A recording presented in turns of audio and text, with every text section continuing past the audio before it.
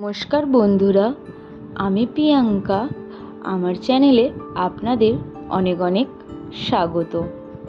বন্ধুরা, আজকে আমি ক্রিমি চিজি হোয়াইট পাস্তার রেসিপি নিয়ে চলে এসেছি। কম বেশি বলতে গেলে সবাই হোয়াইট পাস্তার রেসিপি খুবই পছন্দ করে। তো চলো বন্ধুরা, ভিডিওটি শুরু করা যাক। এখানে আমি কর্নকেও সেদ্ধ করতে বসিয়ে দিয়েছি পাস্তার সাথে। সেদ্ধ হওয়ার পর আমি কর্নগুলোকে ভালো করে ছাড়িয়ে ওর সাথে একটু পেঁয়াজ, রসুন আর কাঁচা লঙ্কা ভালো করে কুচিয়ে নিয়েছি। কুচিয়ে কিন্তু আমি লাল লাল করে ভেজে নেব। তারপরে একটু চিনি আর একটু নুন দিয়ে পাস্তাগুলোকে ভালো করে নেড়ে সাইডে রেখে দিতে হবে। প্রথমে যদি তোমরা পাস্তাটাকে এইভাবে ভেজে নাও তাহলে কিন্তু হোয়াইট সস পাস্তার টেস্টটা আরও বেড়ে যায়।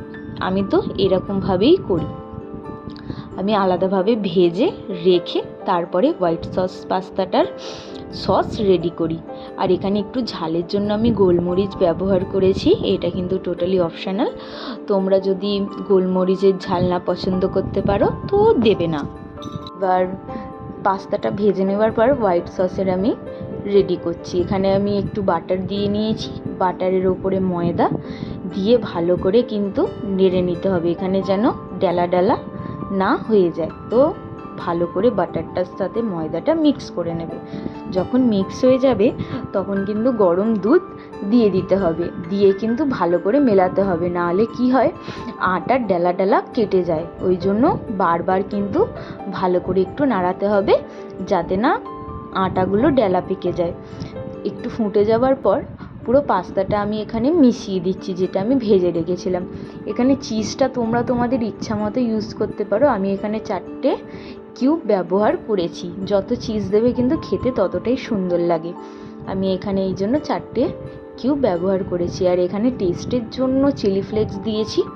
এটা কিন্তু টোটালি অপশনাল, তোমরা নাও দিতে পারো, কিন্তু দিলে ভালো লাগে। আর মেয়োনিজটা দিলে তো এর স্বাদটাই বেড়ে যায়। আর দেখো বন্ধুরা, দেখতে কিন্তু কতটা সুন্দর লাগছে আর ক্রিমি। আর ক্রিমটা তো একদমই ইম্পর্টেন্ট। ক্রিমটা তোমরা যত ইচ্ছা দিও। আমি এখানে অনেকটাই পরিমাণ ক্রিমটা দিয়েছি। আর খেতে কিন্তু দুর্দান্ত হয়েছিল আর ভীষণই টেস্টি লেগেছিল। আর চিনি নুনটা তোমরা তোমার পরিমাণ মতো দিয়ে দিতে পারো। দেখো বন্ধুরা, দেখতে কতটা চিজি আর ক্রিমি লাগছে।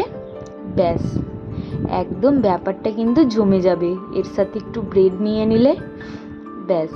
তো বন্ধুরা, অবশ্যই কিন্তু জানাবে আমার এই রেসিপিটি তোমাদের কেমন লেগেছে। ভালো লাগলে অবশ্যই চ্যানেলটা সাবস্ক্রাইব করে পাশে থাকবেন। Bye bye.